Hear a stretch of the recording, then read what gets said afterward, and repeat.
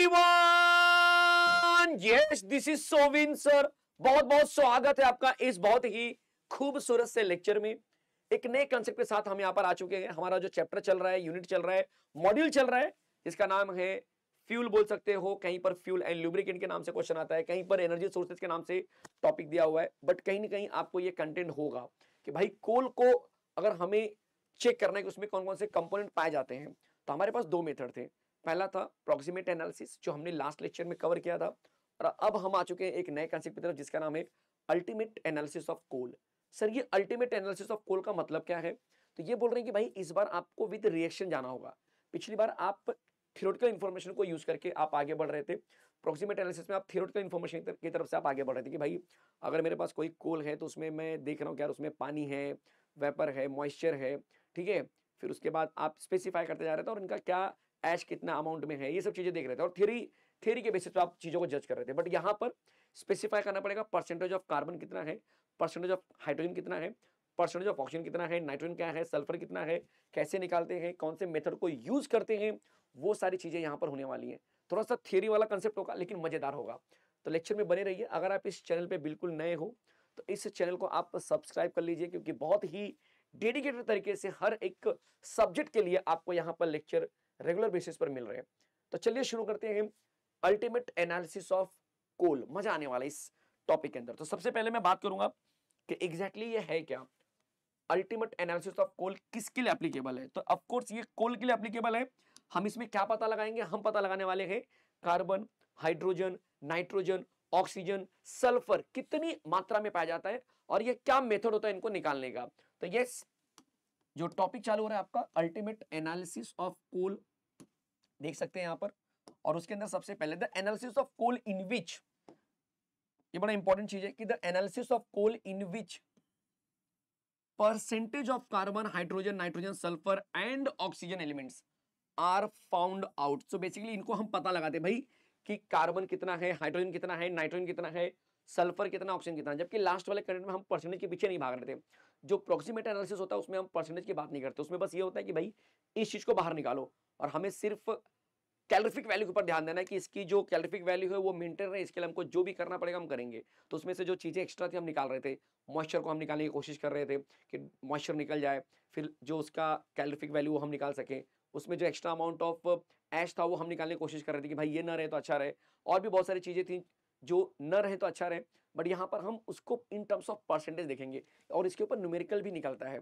बड़ा interesting numerical होता है जहाँ पर आप percentage of carbon, percentage of hydrogen, ठीक है, और उसके बाद परसेंटेज ऑफ सल्फर जैसी चीजें आप सॉल्व करते हुए नजर आएंगे। एक दो लेक्चर के बाद आपको न्यूमेरिकल भी इस चैप्टर का मिलने वाला है, मजा आएगा एकदम। चलिए, इसी को हम बोलते हैं ultimate analysis, that is called as ultimate analysis. क्या ये चीज एकदम क्लियर हो चुकी है? चेक करो पहले एकदम अच्छे से, कोई दिक्कत है कहीं पर भी तो बता दो, चीजें आसान है। अब हम बात करेंगे कि percentage of carbon and hydrogen coal में हम कैसे निकालते हैं। इजी वे है, क्योंकि ऑलरेडी आपको थोड़ा सा आइडिया हो चुका होगा क्या करने वाले हैं। तो सिंपल वे में अगर मैं आपसे पूछूं कि यार करना क्या है हमको, तो हम जो है कि एक ड्राई, सूखा बोल सकते हो, क्योंकि ऑलरेडी हमने मॉइस्चर को निकाल दिया है। हमें कोल के अंदर क्या हाइड्रोजन है, क्या कार्बन है वो पता लगाना है। पानी पता नहीं लगाना है, बेसिकली कोल के अंदर क्या है वो पता लगाना है। इसलिए हमने क्या किया है, हम जो कोल सैंपल लेंगे वो पूरी तरह से क्या होगा बच्चा, एयर ड्राइड कोल सैंपल लेने वाले। सबसे इंपॉर्टेंट चीज तो अ known weight of powdered and air dried. हमको पता है कि कितना मास होगा उस कोल का और पूरा सूखा होना चाहिए, मॉइस्चर नहीं होना चाहिए। यहां पर ये स्पेसिफाई किया जा रहा है। Is burn in the presence of pure oxygen, oxygen के साथ में कोई और गैस नहीं जानी चाहिए। तो प्योर O2 यहां पर जाना चाहिए इन अ कंबशन एपरेटस। एक एपरेटस है, कंबशन एपरेटस है, जो हम आगे देखेंगे। और उसमें बच्चा कार्बन और हाइड्रोजन जो होगा, ऑफ कोर्स जब C और O रिएक्ट करेंगे तो CO2, H और O मिलेंगे तो H2O वेपर, ये जो है कि चीजें बननी स्टार्ट हो जाएंगी, ये कन्वर्जन स्टार्ट हो जाएगा। तो कोल जब उसको हम प्योर O2 जब कोल के साथ में हम क्या करेंगे बच्चा, रिएक्ट कराएंगे, तो कोल के अंदर कार्बन है, कार्बन प्लस O रिएक्ट करके CO2 बनाएंगे। और जो कोल के अंदर हाइड्रोजन होगा वो और O मिलके क्या करेंगे बच्चा, H2O बनाना स्टार्ट कर देंगे। कोई दिक्कत यहां तक? फिर उसके बाद क्या होगा सर, इन जो प्रोडक्ट जो बन रहे हैं, जो प्रोडक्ट बनाया जा रहा है इस समय कि CO2 बन गया, H2O बन गया, the gases products are passed first through the preweighed U tube containing anhydrous CaCl2। मतलब जो गैसेस बने हैं ऊपर वाले, उनको हम कहां पास करेंगे बच्चा, एनहाइड्रस CaCl2, जो कि क्या करेगा, हाइड्रोजन से बना हुआ H2O को क्या करेगा बच्चा, एब्सॉर्ब कर लेगा। वैसे ही हम KOH के अंदर भी इसको भेजेंगे, वो क्या करेगा सर, वो CO2 को एब्सॉर्ब कर लेगा। तो मतलब कुछ ऐसा है, सिचुएशन कुछ ऐसी है कि अगर आपको मैं थोड़ा सा समझाना चाहूँ तो आपको आइडिया लग जाएगा कि यहाँ पर हमने क्या किया बच्चा, एक कोल लिया होगा, कहीं पर हमने O2 का यहाँ पर सप्लाई पास किया, जिसकी वजह से ये जलने लगा, जल कर ये क्या प्रोड्यूस करेगा, दो चीज प्रोड्यूस करेगा, एक CO2, एक H2O। CO2 को हम कहाँ भेजेंगे बच्चा, एक स्पेसिफिक चैम्बर में भेजेंगे, H2O को भी कहाँ भेजेंगे, स्पेसिफिक चैम्बर में भेजेंगे। ठीक है, जो CO2 होने वाला है उसको हम कहाँ भेजने वाले हैं, KOH के साथ भेजेंगे, ताकि वो क्या करे, इस KOH के अंदर जाएगा तो ये CO2 क्या होगा बच्चा, एब्जॉर्ब हो जाएगा। और H2O कहाँ भेजेंगे हम लोग, CaCl2 के अंदर भेजेंगे, जो कि क्या करेगा, इसके साथ एब्जॉर्ब हो जाएगा। तो ये पूरा होल स्टोरी, जिसकी वजह से जो कोल होगा उसमें से हाइड्रोजन और कार्बन निकल चुका है, उसका परसेंटेज कितना होगा वो आगे हम कैलकुलेट कर लेंगे विद हेल्प ऑफ फॉर्मूला। तो ये बेसिक आइडिया आपको मिल रहा है। ठीक है, चलिए आगे देखते हैं जरा कैसे होने वाले। The increase in weight of U tube containing anhydrous CaCl2। तो ऑब्वियस सी बात है, CaCl2 का जो एक्चुअल वैल्यू था, अब उसमें क्या होगा बच्चा, इंक्रीमेंट आएगा। क्यों सर इंक्रीमेंट आएगा, क्योंकि CaCl2 में कौन आ चुका है, पानी एब्जॉर्ब हो चुका है। पहले CaCl2 में पानी नहीं था, एनहाइड्रस था, सूखा था। एनहाइड्रस का मतलब है सूखा, लेकिन अब उसमें पानी एब्जॉर्ब हो गया, तो उसकी जो टोटल वेट होगी वो क्या होगा बच्चा, इंक्रीज हो जाएगा। तो of course increase in weight of your tube containing anhydrous CaCl2 जो होगा बच्चा, वो यहां पर जब आएगा तो ऐसा क्यों होगा, because corresponds to weight of water formed, and increase in weight of U tube containing KOH solution also correspond to CO2। सही बात है, क्योंकि ये बढ़ा क्यों, इनका जो वेट है वो सडनली क्यों बढ़ गया, क्योंकि पहले जो CaCl2 था वो एनहाइड्रस था विदाउट पानी, अब इसमें पानी मिल चुका है। पहले जो KOH था विदाउट CO2 था, अब CO2 मिल चुका है। हालांकि रिएक्शन के बाद इनका कन्वर्जन अलग चीज में हो जाती है, वो आगे मैं दिखाऊंगा आपको रिएक्शन में, शायद यहाँ पे दिया भी है कि जब ये रिएक्ट करते हैं, कंबस्टिंग द कोल जब हम करते हैं बच्चा, तब देखो किस तरह से होता है कि C और O2 मिलकर क्या बना दिया, CO2, और ये O2 और जो उस कोल के अंदर हाइड्रोजन प्रेजेंट, उनका रिएक्शन होकर क्या बन जाएगा, पानी। बेसिक चीज है, कार्बन का वैल्यू 12 होता है, CO2 44 हो जाता है, हाइड्रोजन 2 होगा और पानी 18 होगा। बेसिक चीज एकदम 12th में सीखा होगा आप लोग ने। अब ये बोल रहा है कि भाई जो CO2 है वो किससे रिएक्ट करेगा, तो पीछे क्या बताया था, CO2 को कौन एब्जॉर्ब करता है सर, KOH एब्जॉर्ब करता है। तो मतलब कि CO2 का रिएक्शन KOH के साथ दिखाना पड़ेगा। तो K और CO2, इसका A को इसके पास जाके CO3 बना देगा, तो K2CO3 बनेगा, बिकॉज K1+ होता है और CO3 2- होता है, तो K2CO3 बन गया, पानी बाहर चला गया इस प्रोसेस में। फिर CaCl2 जो कि H2 को एब्जॉर्ब करते हैं, देखो यहाँ पर CaCl2 H2 को एब्जॉर्ब करेंगे, तो यहाँ पर एडिशन प्रोडक्ट बन जाएगा, ये 7 वाटर मॉलिक्यूल लेके CaCl2 7H2, मतलब ये एनहाइड्रस से बन गया एक तरह से हाइड्राइड वाला CaCl2, मतलब एक ऐसा CaCl2 जिसके अंदर पानी की मात्रा कुछ ना कुछ तो है, 7 वाटर मॉलिक्यूल के यहाँ पर आपको दिखती है। तो ये चीजें समझ में आ गई। अब हम थोड़ा सा देखेंगे बच्चा कि कैसे निकालते हैं with the help of formula. तो अगर आपको परसेंटेज निकालना है कार्बन और हाइड्रोजन का, ध्यान से देखना जरा, ये न्यूमेरिकल में भी यूज होगा फॉर्मूला। इसका एक स्पेसिफिक फॉर्मूला है कि अगर आपको कार्बन का परसेंटेज निकालना है तो वेट ऑफ CO2 फॉर्म्ड, जो भी वेट बनेगा, आप बोलेंगे सर वेट तो फिक्स होने वाला 44, ऑफकोर्स फिक्स होगा, बट अगर कभी बैलेंसिंग कर दिया, ठीक है, अभी 44 हो रहा है लेकिन आपको कुछ मास वहां पर दे देंगे कि भाई इतना ग्राम कोल है, इसमें से जो सैंपल कोल का इतना दे दिया है, उसके हिसाब से रिएक्शन करने के बाद आपकी चीजें बदल रही है, तो उसको कितना बदल के मिल रहा है वो आपको यहाँ पे लिखना पड़ेगा, divide by weight of the coal sample, जो आपको पेपर में दिया जाएगा कि भाई इतना मिलीग्राम है, इतना ग्राम आपका कोल सैंपल है, इनटू 12/44 फॉर C। अगर आपको कार्बन का परसेंट निकालना है तो बच्चा 12/44, सर ये क्या है, तो ये जनरली इसकी बात कर रहा है, ये बना कहां से, तो भाई 12 क्या है सर, कार्बन का मास होता है, देखो यहाँ पर कार्बन का मास है और जो CO2 बना है, तो इनको आप क्या करेंगे बच्चा, डिवाइड करेंगे तो आपको परसेंटेज ऑफ कार्बन में मदद मिलेगी, इनटू 100, क्यों, क्योंकि परसेंट निकाल रहे हो। तो ये फॉर्मूला किसके लिए, परसेंट ऑफ कार्बन के लिए। सेम आप किसका यूज करेंगे, यही फॉर्मूला यूज करेंगे हाइड्रोजन के लिए, पैटर्न थोड़ा बदल जाएगा। हाइड्रोजन फॉर निकालना आपको परसेंटेज का निकालना है, तो वेट ऑफ H2O फॉर्म्ड, जिसे यहाँ पर CO2 कितना बना, वैसे यहाँ पर H2O कितना बना, divide by of course weight of a coal sample, कितने कोल में हाइड्रोजन है, इनटू 2/18। वो कहां से आया सर, यहां से आ गया 2/18। ये फॉर्मूले में यूज हो रहा है, मतलब आपको परसेंटेज निकालने में मदद मिलने वाली है, इनटू 100। तो बेसिकली ये फॉर्मूला आपको यूज होने वाला है। ऐसे ही बेरियम सल्फेट की मदद से हम सल्फर निकालेंगे, आगे हम पढ़ने वाले थोड़ा सा, तो आप देखेंगे। यहाँ तो कोई डाउट है। अब वो डायग्राम थोड़ा सा देख लेते हैं कि भाई एग्जैक्टली डायग्राम जो हमको ड्रॉ करके बताना होगा, बहुत एक्सप्लेनेशन नहीं है। एक्सप्लेनेशन में क्या लिखना है आपको, ये जो दिख रहा है यहाँ से स्टार्ट करेंगे, ये रिएक्शन दिखाते हुए, फॉर्मूला दिखाते हुए डायग्राम आप ड्रॉ कर देंगे। डायग्राम में वही चीज बताई गई है जो आपने पीछे थोड़ा सा समझा है। क्या देखा सर आपने, तो ये स्टार्टिंग में बोला है कि आपको भाई CO का एक फ्यूल पैटर्न लिया हुआ है, जहां पर आपको यहाँ पर देख सकते हैं कोल रखा हुआ है एक पोर्सिलिन बोर्ड के अंदर, और यहाँ से आप क्या करेंगे बच्चा, O2 भेज रहे हैं। जब ये O2 भेजेंगे तो ऑब्वियस है साइड साइड में हमने क्या किया बच्चा, लेयर लगा दिया, कॉपर ऑक्साइड गॉस जिसको बोलते हैं, कॉपर ऑक्साइड का हमने लेयर लगा दिया है। और इसमें से जो है कि बच्चा जब ये रिएक्शन होगा तो इस चेंबर से पास होते हुए आपको जो है कि सिल्वर गॉस भी लगा दिया है, ताकि जब चेंबर से पास होगा तो बेसिकली आपको दो चीजें मिलेगी। यहाँ पर CaCl2 मिल गया और यहाँ से आपका क्या होगा बच्चा, जो भी CaCl2 का पोर्शन रहेगा, जो भी एब्जॉर्ब करने वाली चीज रहेगी, क्या एब्जॉर्ब होगी सर, सबसे पहले तो पानी एब्जॉर्ब होने वाली है। आप यहाँ पे देख सकते हैं कि भाई CaCl2 क्या होगा, H2 एब्जॉर्ब हो गया, पानी का काम खत्म। और उसके बाद फिर क्या होता है कि जो एक्स्ट्रा अमाउंट ऑफ CO2 होता है फिर यहाँ से पास होकर यहाँ पे चला जाएगा KOH सोल्यूशन के अंदर। तो इस तरह से चीजें हमारी क्या होती है बच्चा, सेट होती है। तो ये डायग्राम को एक बार क्या करेंगे आप, प्रैक्टिस कर लेना कि भाई अगर एग्जाम में 3 नंबर 4 नंबर 5 नंबर तक का पूछा जा रहा है, ये एग्जाम में आता है, अल्टीमेट एनालिसिस को एक्सप्लेन करो पूरा डिटेल में विथ सिग्निफिकेंट या विथ इंपॉर्टेंस, तो 6 नंबर का कंप्लीट क्वेश्चन होगा ये, ध्यान देना, ठीक है। तो ये विथ डायग्राम आपको आगे बढ़ना होगा। तो ये हमने क्या डिस्कस किया, percentage of carbon and percentage of hydrogen. अब हम बात करेंगे कि नाइट्रोजन कैसे निकालते हैं कोल के अंदर। अगर मुझे नाइट्रोजन निकालना है तो क्या होगा, देखो नाइट्रोजन के लिए एक मेथड होता है। कौन सा मेथड होता है सर, केल जेल मेथड बोलते हैं इसको, जेल डेल मेथड बोलते हैं। क्या बोलते हैं बच्चा, जेल डेल फ्लास्क होता है जनरली, ये आपने कई बार इस वर्ड को सुना होगा। ये एक्सपेरिमेंट होते हैं, बड़े बड़े बीकर्स होते हैं, फ्लास्क होते हैं, उनकी मदद से कराया जाता है। बिल्कुल वही वाला कंसेप्ट यहाँ पर यूज हो रहा है। तो आपको बोला जा रहा है कि again a known weight of coal आपके सामने रखा गया है। ध्यान से देखो जरा, क्या दिखा रहा हूं मैं, नाइट्रोजन सिखा रहा हूं, ध्यान से देखना बच्चा।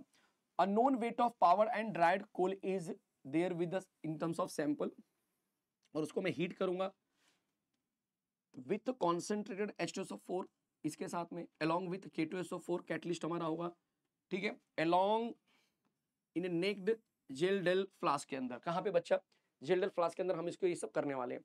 सर इससे क्या होने वाला है कि after the content becomes clear, जब हमारा कंटेंट एकदम क्लियर हो जाता है तब हम क्या करते हैं, it is treated with alkali, मतलब कुछ तो अल्कली सोल्यूशन लेते हैं राउंड फ्लास्क में, राउंड बॉटम फ्लास्क में, उसके अंदर हम क्या करते हैं बच्चा, रिएक्ट कराते हैं। और जो अमोनिया गैस फॉर्म होती है उस प्रोसेस में, क्योंकि नाइट्रोजन निकाल रहे हैं तो ऑफ कोर्स नाइट्रोजन आपको अमोनिया गैस के रूप में निकलेगी, उस अमोनिया गैस को हम एक एसिड के अंदर क्या करते हैं बच्चा, सोल्यूशन के अंदर डिसॉल्व करवा देते हैं। तो अमोनिया जो बेसिक गैस होती है that liberated is passed in known volume of standard acid solution।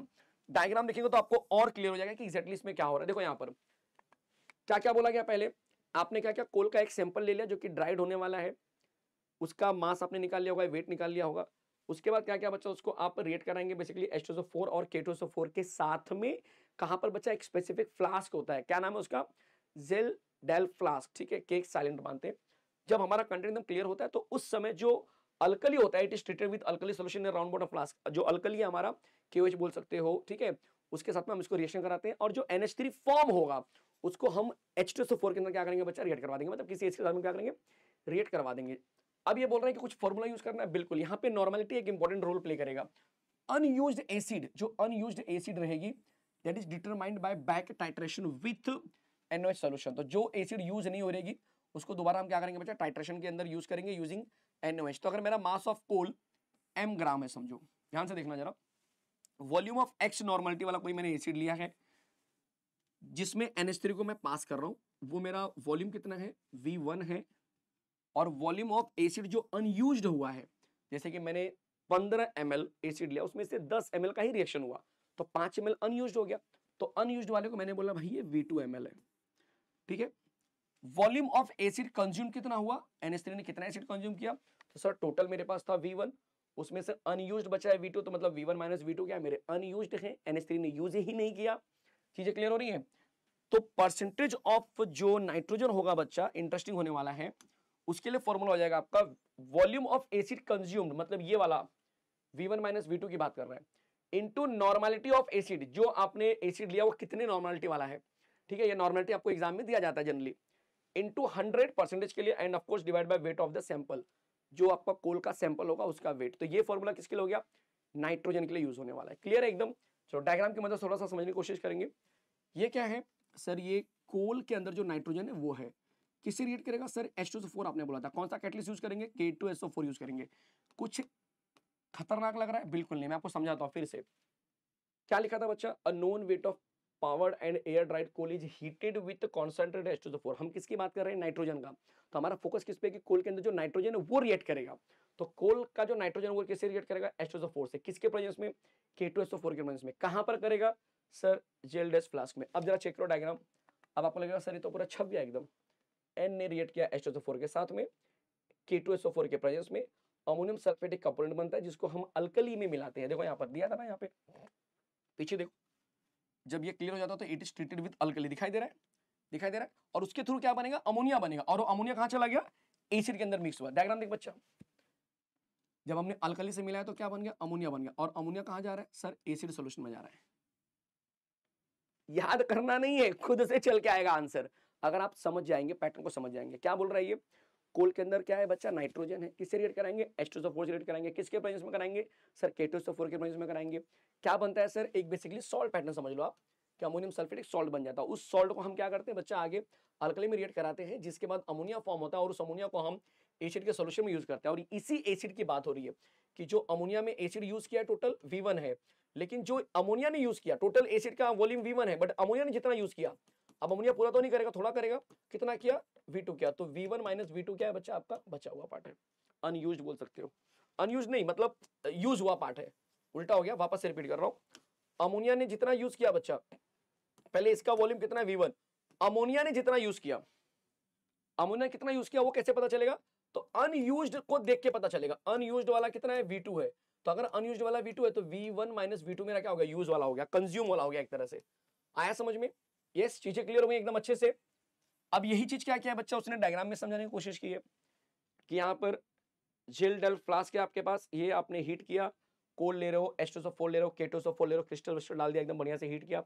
Heat करने के बाद यहाँ पर जो चीजें बनी है उसको आपने क्या किया बच्चा, कॉन्सेंट्रेट अल्कली में डाल दिया, मतलब यहाँ की यहाँ का प्रोसेस आ गया। देखो ये जो प्रोसेस बना है, ये जो भी चीज बनी उसको उठा के यहाँ पे डाल दिया, फ्लास्क में इसको हीट कर रहे हो। हीट करने के बाद क्या हो गया, बेसिक गैस बन रही है अमोनिया, और उसको कहाँ डाल दिया बच्चा, एसिड सोल्यूशन में डाल दिया।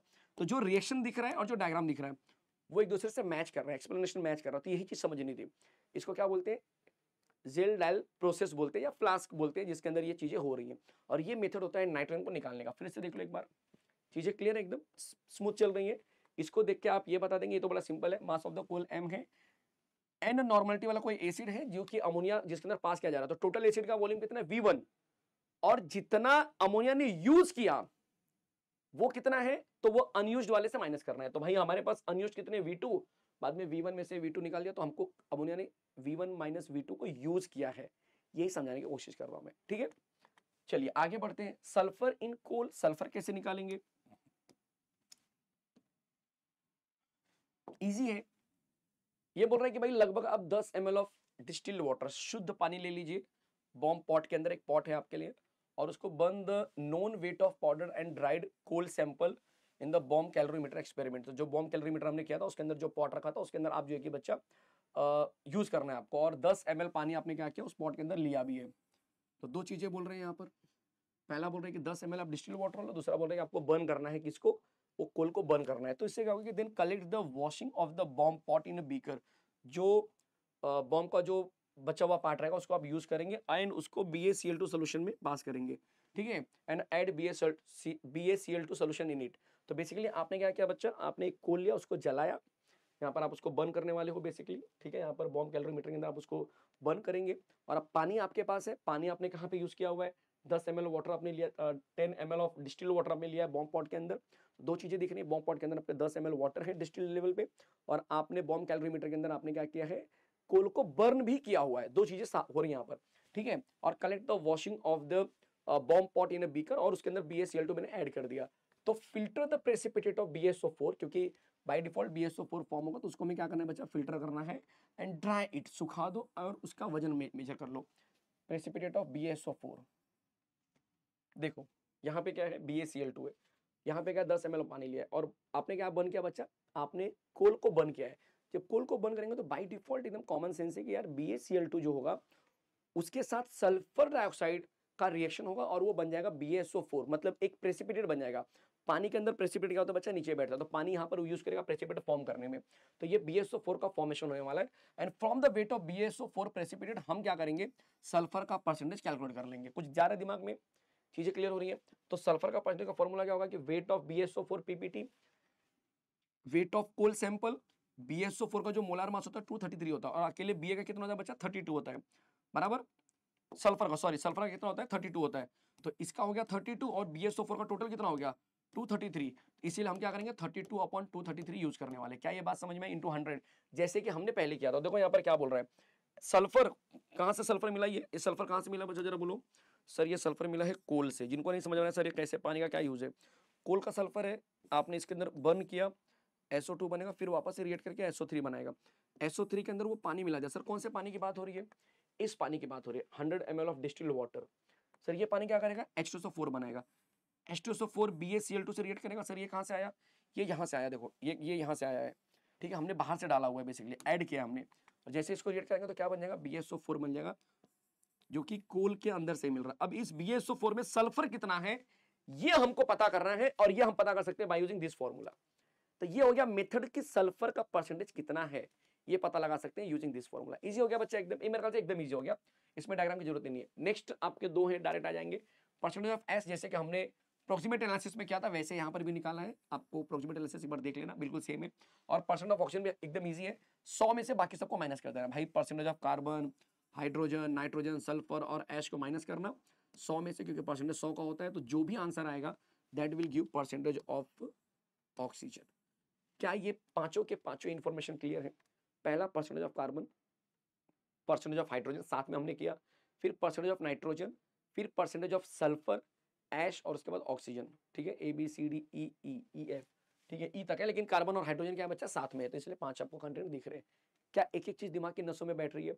अब हम बात करेंगे इसके सिग्निफिकेंस के, इसके इंपॉर्टेंस के, कि किसके रहने से क्या फायदा होने वाला है कोल को। कैलोरीफिक वैल्यू बढ़ने वाली है या कम होने वाली है? जैसे कि अगर कार्बन ज्यादा होगा तो भाई अच्छी बात है कि बुरी बात है, हाइड्रोजन अगर ज्यादा हुआ तो अच्छी बात है कि बुरी बात है? तो जैसा हम जानते हैं कार्बन के रहने से यार अच्छा ही होने वाला है, कार्बन जितना ज्यादा रहेगा उतना ज्यादा वो ज्यादा जलेगा। हाइड्रोजन का एक इश्यू होने वाला है कि हाइड्रोजन जब कोल के अंदर पाया जाएगा तो वो कभी भी एज ए एलिमेंट नहीं मिलता है, वो as a moisture, as a पानी के रूप में होता है, इसीलिए उसके रहने से कहीं ना कहीं कोल को तकलीफ होने वाली है, बराबर। सल्फर भी बहुत चीजों में ऐसा होता है कि सल्फर जब बर्न करता है तो सल्फर डाइऑक्साइड या सल्फर ट्राइऑक्साइड बनाएगा, जिसकी वजह से एसिड रेन होने के चांस होते हैं, मतलब वो कहीं ना कहीं पोल्यूशन में ज्यादा बोलते हैं रिस्पॉन्सिबल होगा, इसीलिए वो नहीं रहेगा तो अच्छी बात है। नाइट्रोजन का भी सेम लॉजिक है, क्योंकि नाइट्रोजन कभी भी कंबशन नेचर नहीं दिखाता, कहीं फ्यूल के रूप में यूज नहीं कर पाते हैं, इसलिए उसके रहने से भी क्वालिटी कम ही होने वाली है। ऐश का तो पता ही आपको पहले से, तो कहीं ना कहीं ये चीजें हमें यहाँ पर सिग्निफिकेंट में देखनी पड़ेगी, ठीक है। तो चलिए, ऑलरेडी मैंने थोड़ा सा डिस्कस किया है, उसी चीज को आगे लेके चलूंगा। तो अगला जो टाइटल बनेगा आपके लिए, सिग्निफिकेंस ऑफ अल्टीमेट एनालिसिस। क्या है सर इसके अंदर? तो पहले परसेंटेज ऑफ कार्बन की बात करते कि इनके रहने से क्या फर्क पड़ने वाला है, मतलब होता है ना कि यार अगर ये अवेलेबल है हमारे पास कोल के अंदर ज्यादा मात्रा में तो अच्छी बात है कि बुरी बात है? तो ऑफकोर्स यार, greater the percentage of carbon in coal better is the coal quality and higher calorific value. तो जो कैलोरीफिक वैल्यू होगी वो कहीं ना कहीं बहुत ज्यादा हो जाएगी, ठीक है, अगर greater the percentage of carbon हो रहा है कोल के अंदर तो कैलोरीफिक वैल्यू पे एक बहुत बड़ा असर पड़ेगा, बहुत बड़ा फर्क नजर आएगा आपको, ठीक है। फिर अगर आप बोलेंगे सर हाइड्रोजन, जैसे मैंने बताया कि हाइड्रोजन डायरेक्ट यूज नहीं होता है, आप कहेंगे कि सर कोल के अंदर डायरेक्ट हाइड्रोजन गैस के रूप में गर्म किया तो बस हाइड्रोजन निकल गया बाहर, नहीं। हाइड्रोजन जब भी यहां पर होगा तो वो कंबाइंड फॉर्म में होगा, as a moisture, as a water vapour, as a water अंदर होगा, और इसकी वजह से उसके रहने से कहीं ना कहीं कैलोरीफिक वैल्यू की कमी होने वाली है, वो ज्यादा अच्छे से जलेगा नहीं, ठीक है। तो ये ध्यान देना है। तो हाइड्रोजन का यहाँ पर बहुत से लोग गड़बड़ करते हैं एग्जाम में, जब उनको एग्जाम में आता है क्वेश्चन तो लोग उल्टा लिख कर आ जाते हैं। उनको लगता है कि hydrogen is a good fuel, हम बचपन से पढ़ते आ रहे हैं, हमारे 12th में भी था कि हाइड्रोजन O2 का एक बढ़िया फ्यूल के रूप में बैटरी बनाई जाती है, ठीक है, जो कि पोल्यूशन को रोकती है या पोल्यूशन नहीं क्रिएट करती है, इसलिए लोगों को लगता है कि हाइड्रोजन तो बड़ी अच्छी बात है। बट यहाँ पर हाइड्रोजन का रहना कोल के लिए उतना फायदेमंद नहीं है। रीजन क्या है? क्योंकि हाइड्रोजन कंबाइंड स्टेट में मिलता है यहाँ पर। तो बड़ी अच्छी चीज है यहाँ पर कि भाई most of the hydrogen in coal is in the form of moisture and volatile matter. तो ज्यादातर क्या होता है कि जो हाइड्रोजन प्रेजेंट होता है वो किस रूप में होता है? मॉइस्चर के रूप में होता है, या फिर इस रूप में ना कि भाई जल्दी से गैस बन के उड़ जाएगा, ठीक है, वाटर वेपर हो गया। Only small percentage of hydrogen जो होगा बच्चा वो कंबस्टिबल नेचर में दिखाई देगा आपको कोल के अंदर, ठीक है, बहुत ही कम मात्रा में होगा, और इसीलिए हम ऐसा मानेंगे कि वो कहीं ना कहीं क्या करेगा, कैलोरीफिक वैल्यू को क्या करेगा बच्चा? डिक्रीज करेगा। तो स्मॉलर अगर रहेगा आपके पास परसेंटेज ऑफ हाइड्रोजन तो कहीं ना कहीं better is the coal quality, तो कोल की क्वालिटी अच्छी मानी जाएगी अगर कम हाइड्रोजन आपको कोल के अंदर दिखाई दे रहा है तो, ठीक है, क्योंकि कोल के अंदर स्पेसिफिक हाइड्रोजन गैस के रूप में तो नहीं हो सकता है, राइट। नेक्स्ट नाइट्रोजन का बात करेंगे हम लोग, तो ऑफकोर्स यार nitrogen does not burn during coal combustion, तो नाइट्रोजन कभी बर्निंग नेचर नहीं दिखा रहा है यहाँ पर कोल के कंबशन में, और इसीलिए जब वो बर्न नहीं करेगा तो भाई सीधी सी बात है वो फ्यूल के रूप में यूज होगा नहीं, ठीक है, वो उतना हीट प्रोड्यूस करेगा नहीं, तो इसका कोई कैलोरीफिक वैल्यू नहीं है, मतलब it has no calorific value, मतलब नाइट्रोजन के रहने से कोल को कोई सपोर्ट नहीं मिल रहा है, कोई फायदा नहीं मिल रहा है। जैसे मान लो कि एक कोल है उसका कैलोरीफिक वैल्यू 1500 जूल है, अब नाइट्रोजन के रहने से 1500 जूल है, और नाइट्रोजन निकाल जाए तो भी कोई खास फर्क नहीं पड़ रहा है, मतलब नाइट्रोजन ने सिर्फ वो जगह कवर की थी, उल्टा उसकी जगह कोई दूसरा एलिमेंट होता, कोई कार्बन होता तो शायद उसके 1500 से 1700 वैल्यू पहुंच जाती। तो नाइट्रोजन की कोई कैलोरीफिक वैल्यू नहीं है बिकॉज वो उतना कंबशन क्रिएट करके उतना फ्यूल क्रिएट नहीं कर रहा है। इसीलिए a good quality of coal की अगर हम बात करेंगे तो they should have negligible percentage of nitrogen, तो इसकी वैल्यू भी बहुत कम कैलकुलेशन में आती होगी। सल्फर की बात कर लेते हैं। सल्फर जैसे मैंने बोला कि ये रिएक्शन तो करता है O2 के साथ में, बर्न भी होता है, अच्छा खासा कैलोरीफिक वैल्यू क्रिएट कर सकता है, लेकिन पोल्यूशन के लिए रिस्पॉन्सिबल होता है। एसिड रेन जैसी चीजें इसमें पाई जाती हैं या इसकी वजह से होती हैं। तो although sulphur burn and increase calorific value, ये देखा जाता है कि भाई सल्फर आसानी से बर्न होता है और कैलोरीफिक वैल्यू क्रिएट करता है, बट उसका एक प्रॉब्लम है कि इट कॉजेज SOx पोल्यूशन। मतलब वो SOx मतलब x की जगह पे 2 हो सकता है, h की जगह पे 3 हो सकता है, ऐसे कुछ भी हो सकते हैं, ठीक है। तो इस वजह से यहाँ पर SOx लिया हुआ है and causes acid rain. Acid rain के लिए क्या होता है बच्चा, रिस्पॉन्सिबल होता है। और कोरोजन ऑफ मेटालिक इक्विपमेंट भी पॉसिबल होते हैं एसिड रेन जब होंगे तो कहीं ना कहीं यार हम यूज तो कर रहे हैं, लेकिन हमको इसकी वजह से साइड इफेक्ट कहीं और हमको बोलते हैं ना नुकसान होना है, इसीलिए हम ट्राई करेंगे कि यार ये सल्फर अगर न रहे तो बेटर रहे, ठीक है। Hence lower the percentage of sulphur अगर हम मानेंगे तो जाके हम बोल सकते हैं कि हमारा जो कोल है बच्चा वो बेटर क्वालिटी का है, अच्छी क्वालिटी का है। क्या ये बात समझ में आई? फिर ऑक्सीजन की बात करेंगे तो यस, बड़ा इंटरेस्टिंग चीज है। Most of oxygen is in the coal in the form of moisture. तो यहां पर भी वही सेम चीज आ गई कि ऑक्सीजन बच्चा डायरेक्ट तो होगा नहीं। ऑक्सीजन अगर आप देखेंगे तो भाई डायरेक्ट तो होगा नहीं सर, ऑक्सीजन किस रूप में होगा, तो ऑक्सीजन पानी के साथ हो सकता है, H2O। ओ जो दिख रहा है बच्चा वो मॉइस्चर के रूप में दिखाई देगा, और उसके रहने से अगेन कोल की क्वालिटी पे क्या होगा बच्चा, फर्क नजर आएगा। और वो फर्क ये होगा कि उसकी क्वालिटी कहीं ना कहीं कम हो जाएगी, मतलब कि जो कैलोरीफिक वैल्यू बढ़नी चाहिए थी ओ के रहने से वो कम हो जाएगी। तो हम जो ओ भेजते हैं वो पूरी की पूरी क्या होती है बच्चा, प्योर और ड्राई होती है, उसमें कोई अदर कंपोनेंट नहीं होते, जिसकी वजह से कोल का कंबशन इजीली हो पाता है। बट जो कोल में पहले से O2 मौजूद है वो अकेले O2 नहीं होता, वो एज अ वाटर मॉलिक्यूल होता है, वो एज अ वाटर वेपर होता है। तो भाई यही बोल रहे हैं यहाँ पर कि मोस्ट ऑफ द ऑक्सीजन, ध्यान से देखो जरा, कि मोस्ट ऑफ द जो ऑक्सीजन है in coal is in the form of moisture and of course it decreases calorific value. इसकी वजह से क्या होता है कि वैल्यू कम हो जाती है। 1% of oxygen in a coal decrease calorific value by 1.7%। आप समझ सकते हो 1% अगर कोल मौजूद है पूरे 100% के अंदर तो 1.7 जो टोटल वैल्यू आएगा उसका 1.7% आपका वैल्यू जो कि गिर जाएगा। तो लोअर द कोल की वैल्यू या percentage better is the quality of coal. अगर परसेंटेज आपका ओ का कम होगा उतना बेटर तरीके से ये चीज हमें देखने के लिए मिलने वाली है। तो ये एक आइडिया मिल चुका है। मैं उम्मीद कर रहा हूं कि यहां तक चीजें बहुत क्लियर समझ में आई होंगी आपको। हर एक बच्चे को एक एक चीज दिमाग की नसों में बैठा होगा, कैसे कंसेप्ट को सीखना है, कैसे करना है। बहुत सारे बच्चे हैं जिनको अलग अलग यूनिट्स आ रहे होंगे, डरने की बात नहीं है। हमारी पूरी कोशिश होगी कि मैक्सिमम जो यूनिट हैं उनको हम कवर करें। इसके बाद जो है ना बच्चा, आपको थोड़ा सा एक और इंपॉर्टेंट चीज होती है कि यार कुछ पावर अल्कोहल करके टॉपिक है, बायो डीजल के ऊपर है, ठीक है। मतलब कुछ ऐसी चीजें हैं जो कहीं ना कहीं आपके सिलेबस में इंपॉर्टेंट है। तो अगला लेक्चर जो होगा उस थियोरेटिकल इन्फॉर्मेशन के ऊपर होने वाला, और उसके बाद जो है कि हम आपके लिए न्यूमेरिकल्स लेकर आएंगे। न्यूमेरिकल्स बहुत मजेदार होते हैं इसके, जिसमें हम डिस्कस करते हैं कि यार percentage of carbon, percentage of hydrogen, percentage of sulphur कैसे निकालते हैं, परसेंटेज ऑफ नाइट्रोजन कैसे निकालते हैं, जो कि 3 से 4 मार्क का या 4 से 5 मार्क का न्यूमेरिकल होता है। तो आने वाले लेक्चर में आपको इस चैप्टर के न्यूमेरिकल भी देखने के लिए मिलेंगे, बहुत जबरदस्त होने वाले, बहुत मजेदार होने वाले हैं। तो इस लेक्चर को मैं यहीं पर एंड कर रहा हूँ। मिलते हैं अगले सेशन में, तब तक के लिए जय हिंद, जय हिंद, जय महाराष्ट्र। जाते जाते एक बार फिर से आपसे रिक्वेस्ट है कि अगर आप इस चैनल के ऊपर पहली बार आए हो तो इसे सब्सक्राइब कर लीजिए, क्योंकि ये इंजीनियरिंग के लिए एकमात्र ऐसा यूट्यूब चैनल जहां पर हर एक सब्जेक्ट की डिटेल लेक्चर बच्चे अपलोड हो रहे हैं। हर एक टीचर अपने लेवल पर बेस्ट टू बेस्ट कंटेंट देने की कोशिश कर रहा है, और बस आपको उसे सपोर्ट करना है। और आपका सपोर्ट बहुत ही मायने रखेगा। आपको करना कुछ नहीं है, कोई चार्जेस नहीं है, कुछ नहीं है। बस आपको जो सब्सक्राइब बटन है उसे ऑन करके रखिए, ताकि हमारा मोटिवेशन एकदम हाई रहे कि हाँ यार बच्चे हमसे जुड़े हैं, और हम जो है कि लगातार लेक्चर देने के लिए तत्पर रहेंगे। मिलते हैं अगले सेशन में, तब तक के लिए जय महाराष्ट्र।